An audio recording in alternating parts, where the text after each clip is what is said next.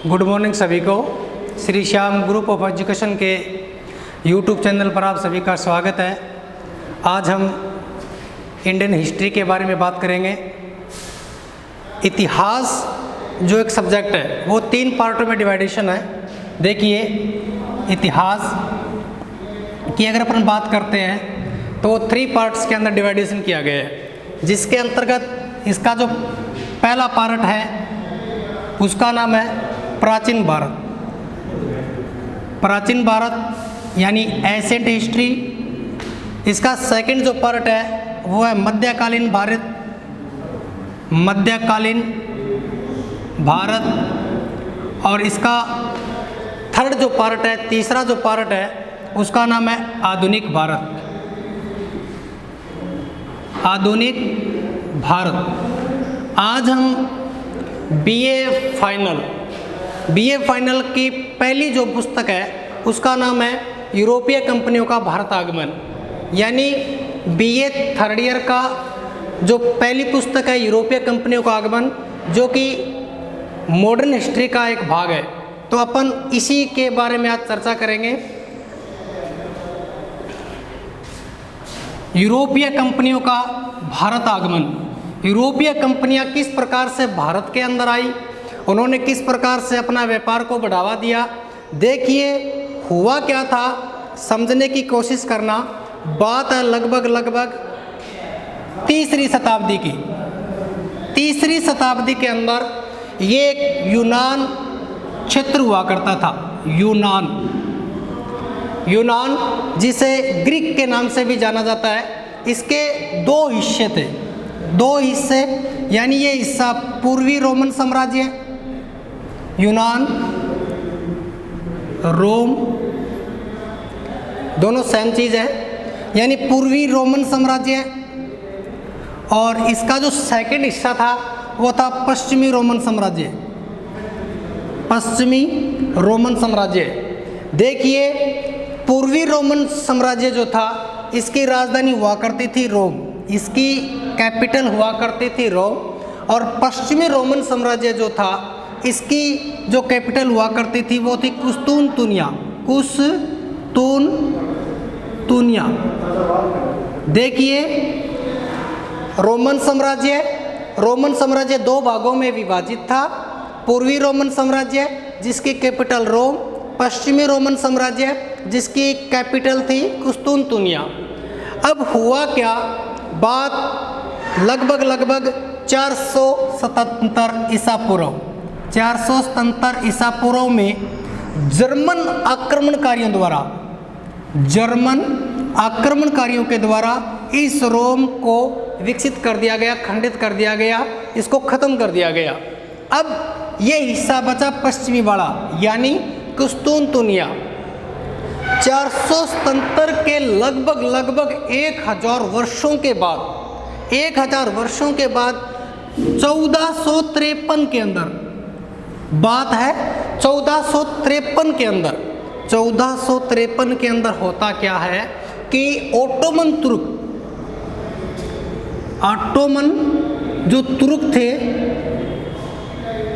Ottoman तुर्क जो थे, इन्होंने पश्चिमी रोमन साम्राज्य, देखिए 1453 ओटोमन तुर्कों ने पश्चिमी रोमन साम्राज्य जिसकी कैपिटल हुआ करती थी कुस्तुनतुनिया के ऊपर अधिकार कर लिया।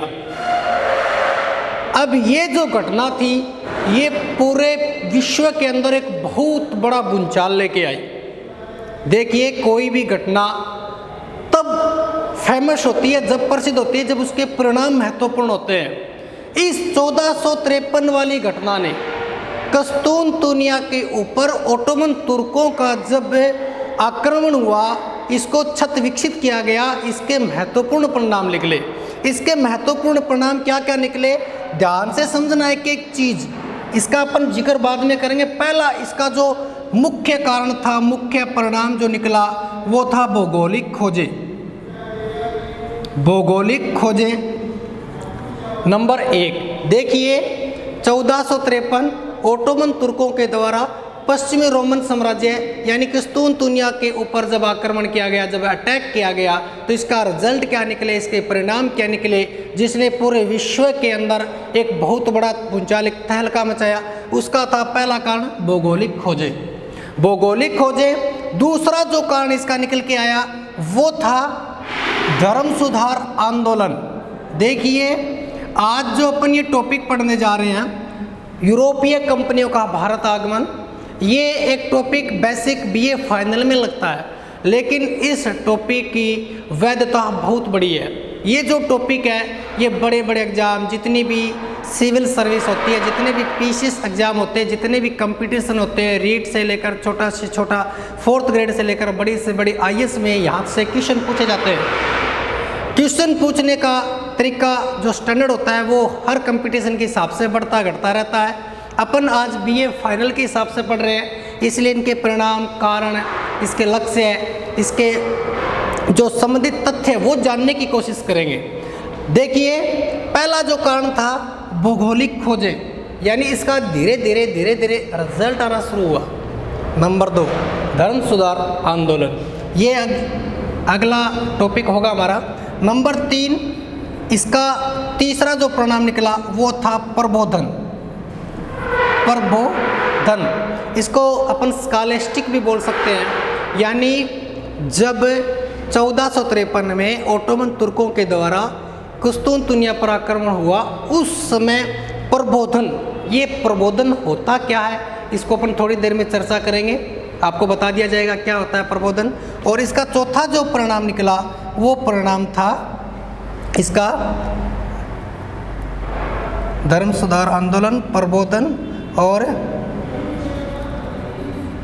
पुनर्जागरण। इसके 4 महत्वपूर्ण कारण हैं। पहला भौगोलिक खोजें, नंबर 2 धर्म सुधार आंदोलन, नंबर 3 प्रबोधन, नंबर 4 पुनर्जागरण।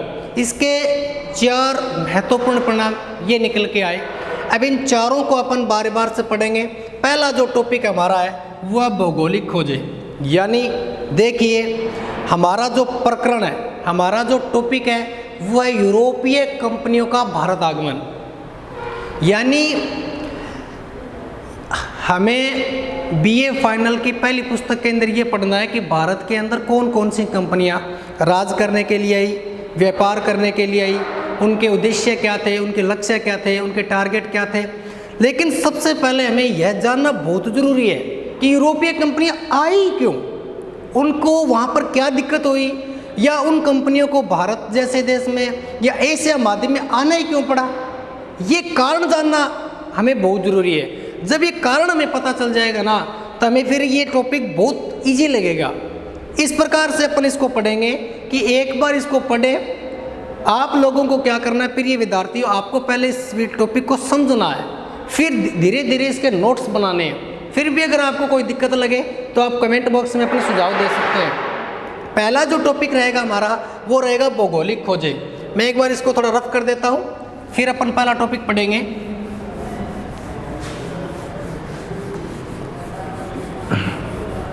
देखिए थोड़ा कच्चा मैं एक डायग्राम बनाता हूँ विश्व के मानचित्र का, इस प्रकार से।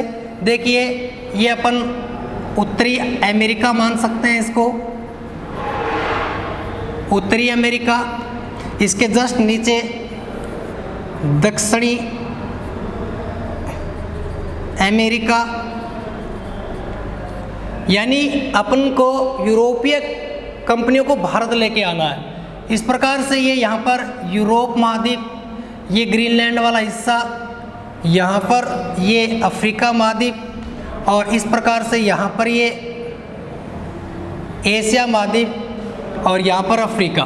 देखिए विश्व के मानचित्र का हम लोगों ने कच्चा डायग्राम बनाया है। अपने को सिर्फ ज्योग्राफी नहीं पढ़नी है, अपने को हिस्ट्री पढ़नी है, इसलिए अपने को मानचित्र पे ध्यान नहीं देना है। देखिए हुआ क्या, सबसे पहले ये यूरोप महाद्वीप, यानी यूरोप टॉपिक हमारा क्या, यूरोपीय कंपनियां, यानी इन यूरोपीय कंपनियों को हमें यहाँ पर लेके आना है, इस महाद्वीप के अंदर लेके आना है, एशिया महाद्वीप के अंदर लेके आना है। समझ में आई मेरी वाली बात? यानी यूरोप की जितनी भी कंपनियां हैं उन कंपनियों को अपन एशिया में लेके आएंगे और एशिया महाद्वीप में भी हमें जिक्र किसका करना है, भारत का करना है। हमारा मेन जो टॉपिक है वो ये रहेगा। तो सबसे पहले बात वही, देखिए हुआ क्या कि इस प्रकार से यहाँ पर थोड़ी देर पहले अपनों ने पढ़ा भी था, यानी रोमन साम्राज्य, रोमन साम्राज्य में ये यूरोप के जो लोग थे वो इस प्रकार से यहाँ से इस मार्ग से इन लोगों के साथ जुड़े हुए थे। कब? 1453 से पहले, यानी 1453 से पहले एशिया और यूरोप के जो संबंध थे वो सतलीय सीमा से थे। लेकिन 1453 में क्या हुआ कि ओटोमन तुर्कों के द्वारा जब कस्तूनतुनिया के ऊपर आक्रमण कर लिया गया तो इनका जो ये मार्ग था वो बंद हो गया। कहते हैं आवश्यकता आविष्कार की जननी होती है। हम कोई भी रिसर्च करते हैं, जब भी कोई नई खोज करते हैं, उसके पीछे हमें किसी न किसी चीज़ की नीड होती है, किसी न किसी चीज़ की आवश्यकता होती है। देखिए, अगर ये मार्ग बाधित न होता तो शायद ये लोग इस प्रकार से समुद्री मार्ग का विकल्प नहीं ढूंढते। अब क्या हुआ कि जब ये मार्ग बाधित हो गया, इनका ये व्यापार था यूरोपीय लोगों का और एशियाई लोगों का जो व्यापार था वो क्या हो गया, बंद हो गया। इस बंद होने के कारण इन लोगों को एक वैकल्पिक मार्ग की खोज पड़ी, एक ऐसा मार्ग जो क्या करे, इनको वो सुविधाएं प्रदान करे, इनको वापस में जोड़े। इसीलिए क्या होता है कि दो देश हुआ करते थे, दो देश जो कि बहुत स्पॉन्सर थे वो, यानी जो नाविक हुआ करते थे, जो लोग समुद्री मार्ग के खोजकर्ता हुआ करते थे, उनके बहुत बड़े स्पॉन्सर थे वो। उन देशों में सबसे पहला नाम आता है स्पेन का, स्पेन, एंड सेकंड जो नेम है वो आता है पुर्तगाल का। देखिए, हमारा एक पड़ोसी स्टेट है हरियाणा।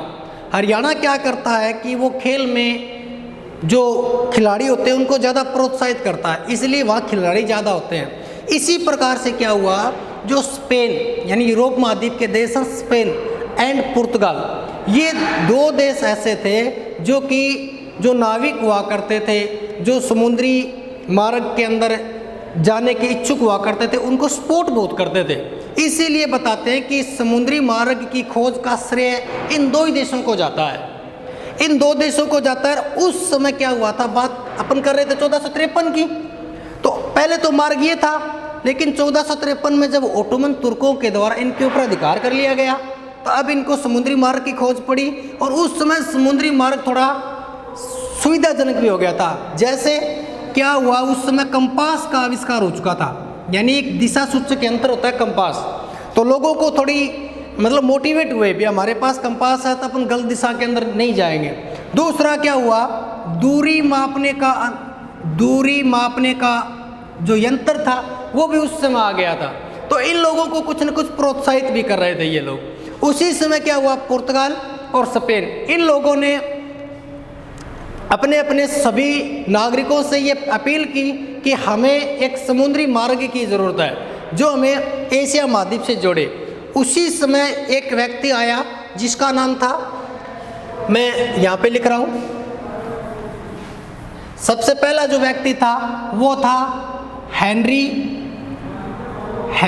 ये पुर्तगाल का था हेनरी, और इसके पास एक उपाधि हुआ करती थी द नेविगेटर की, हेनरी, जिसे अब इसको अपन बोल सकते हैं Henry the navigator, Henry the navigator. समझने की कोशिश करना, टॉपिक विश्व हिस्ट्री का है। अगर ये समझ में अगर आपके आ गया, अपन धीरे धीरे भारत के अंदर आएंगे, और जब भारत के अंदर अपनी एंट्री हो जाएगी फिर इंडियन हिस्ट्री अपनी थोड़ी थोड़ी पढ़ी भी हुई है वो जल्दी समझ में आएगी। अगर ये टॉपिक आपके समझ में आ गया, क्या कारण था कि यूरोपीय कंपनियां भारत में आई। हम इतना ज़रूर जानते हैं कि भारत के अंदर व्यापार करने के लिए, राज करने के लिए हम ज़्यादा से ज़्यादा अंग्रेज़ों के बारे में जानते हैं।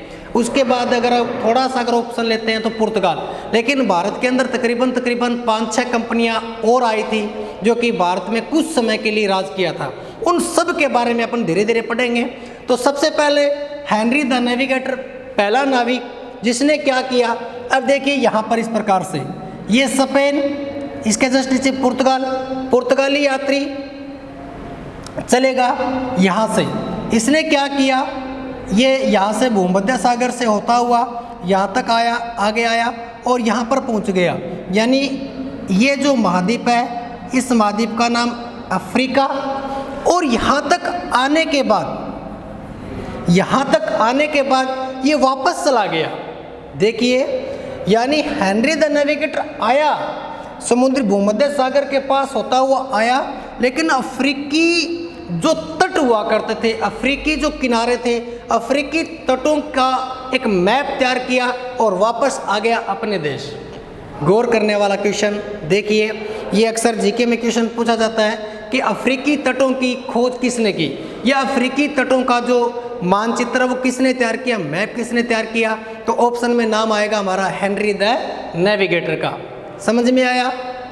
नंबर 2 देखिए, अब क्या हुआ, इसने आगे जाने का साहस नहीं जुटाया, इसने कहा भी मैंने अफ्रीकी तटों का मैप जो वो तैयार कर दिया, अब मैंने, इसने मनाही कर दी। अब दूसरा जो व्यक्ति आया वही पुर्तगाल का बार्थोलोम्यू द डाइस, बार्थोलोम्यू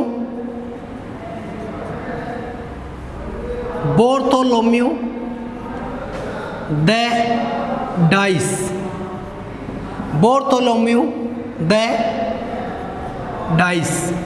देखिए, थोड़ा सा आपको ये टॉपिक डिफ़िकल्ट ज़रूर लगेगा क्योंकि नया हो सकता है आपके लिए। बार्थोलोम्यू द डाइस, ये सेकंड यात्री जो अब आगे जाएगा।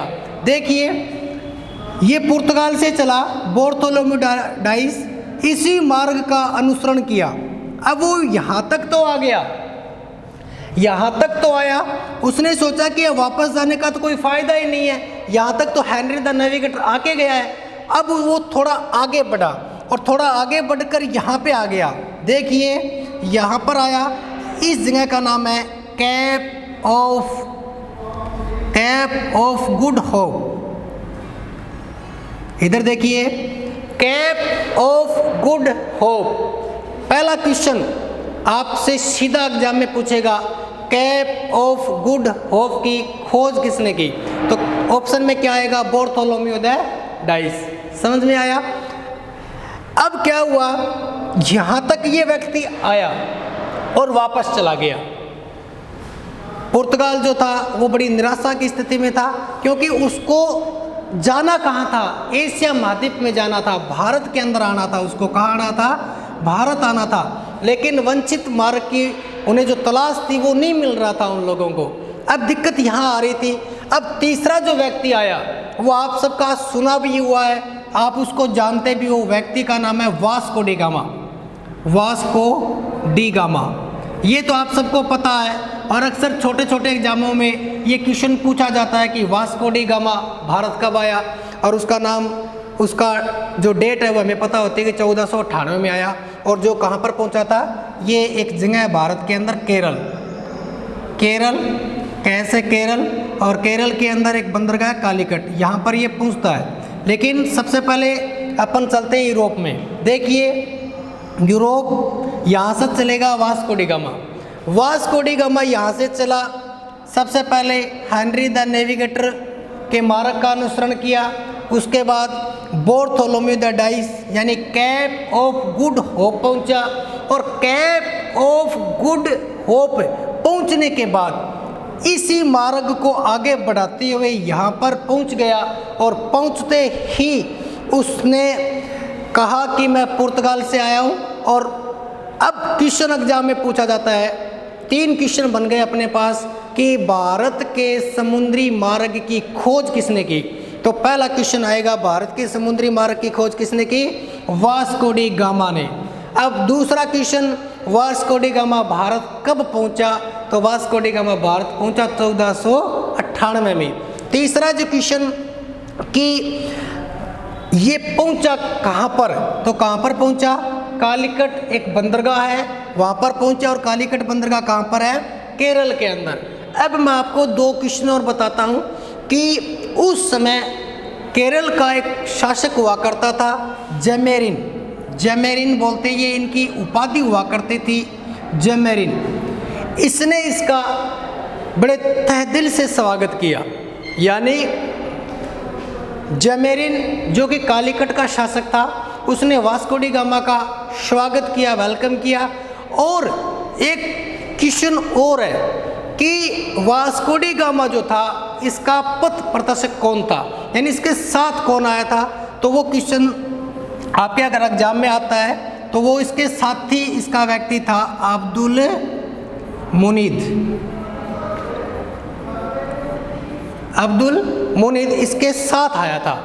देखिए हम क्या कर रहे थे, यूरोप सबसे पहले हेनरी द नेविगेटर चला, इसने क्या किया, अफ्रीकी तटों की खोज की। Number 2 Bartholomew the dice, Bartholomew the dice चला, अफ्रीकी तटों से होता हुआ और कैप ऑफ गुड होप जो कि अफ्रीका का एक भाग है वहाँ पर पहुँचता है, लेकिन वापस चला गया। अब इसने क्या किया, वापस गया और बताया कि मैं अब कैप ऑफ गुड होप से आगे जाने में असमर्थ हूँ। अब तीसरा व्यक्ति वास्को डी गामा चला और कैप ऑफ गुड होप तक तो पहुँचा। अब उसने कहा कि वापस जाने के इससे कोई फ़ायदा ही नहीं है, यहाँ तक तो बार्थोलोम्यू द डाइस पहुँच गया है, अब तू आगे चल। जब आगे पहुँचा तो उसको एक बहुत बड़ा क्षेत्र दिखाई दिया और उसने कहा कि मैं भारत पहुंच गया। अब भारत के समुद्री मार्ग की खोज करने वाला व्यक्ति कौन हो गया, वास्को डी गामा। देखिए पहले इनके पास ये रास्ता था, अब ये जो रास्ता था इस जब ओटोमन तुर्कों का यहाँ पर अधिकार हो गया तो अब उन्होंने एक वैकल्पिक मार्ग की खोज की और उस मार्ग का क्या नाम था, समुद्री मार्ग। और समुद्री मार्ग की खोज करने वाले व्यक्ति का नाम वास्को डी गामा। 3। अब चौथा व्यक्ति जो चला, देखिए चौथा व्यक्ति जो चला वो व्यक्ति था मैगलन। देखिए यहाँ पर लिख देता हूँ मैं,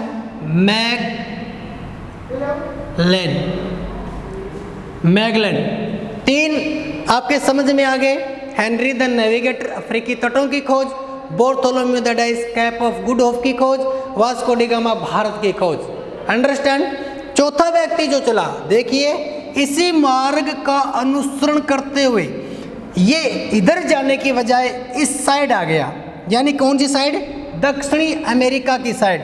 जब ये यहाँ पर आगे आया, आगे बढ़ा, देखिए इस मार्ग से होता हुआ मैगलन इधर जाने की बजाय यानी इस साइड आने की बजाय चला कहाँ गया, दक्षिणी अमेरिका की साइड। यहाँ पर जाकर जब इसने देखा तो एक बहुत विशाल पानी का क्षेत्र देखा और जो कि बहुत ही शांत था। तब इसने कहा कि ये जो पानी है ये बहुत शांत है। तो मैगलन ने उस शांत पानी को नाम दिया प्रशांत। यानी कहते हैं कि प्रशांत महासागर जो है विश्व का सबसे बड़ा महासागर है और सबसे गहरा, यानी मैरियाना ट्रेंच जो है विश्व का सबसे गहरा स्थान वो प्रशांत महासागर के अंदर है। तो बताते हैं कि प्रशांत महासागर की खोज करने वाले व्यक्ति का नाम भी क्या है, मैगलन। और इसी जगह पर एक मैगलन स्ट्रीट भी है जो कि ज्योग्राफी वाले ज़्यादा जानते हैं। मैगलन जो स्ट्रीट है वो इसी जगह पर है। समझ में आया। अब क्या हुआ, यहाँ से चलने के बाद 4 व्यक्ति आए। अब स्पेन जो है, स्पेन भी कोशिश करेगा अपने यात्रियों को ले जाने की। स्पेन ने क्या किया, एक व्यक्ति भेजा जिसका नाम था कोलंबस। देखिए कोलंबस, नाम सुना होगा आपने कोलंबस का। ये यूरोप से चला और यहाँ इस मार्ग से होते हुए और यहाँ पर पहुँचा। कहते हैं कि ये इधर जाने की बजाय इस साइड चला गया। तो कोलंबस जो व्यक्ति था, जो नाविक था, इसने उत्तरी अमेरिका की खोज की। तो अमेरिका की खोज करने वाले व्यक्ति का नाम कोलंबस, क्या नाम था, कोलंबस। लेकिन कोलंबस के बाद एक दूसरा व्यक्ति और आया था, अमेरिको वेसपुसी। उसी के नाम पर अमेरिका का नाम अमेरिका रखा गया।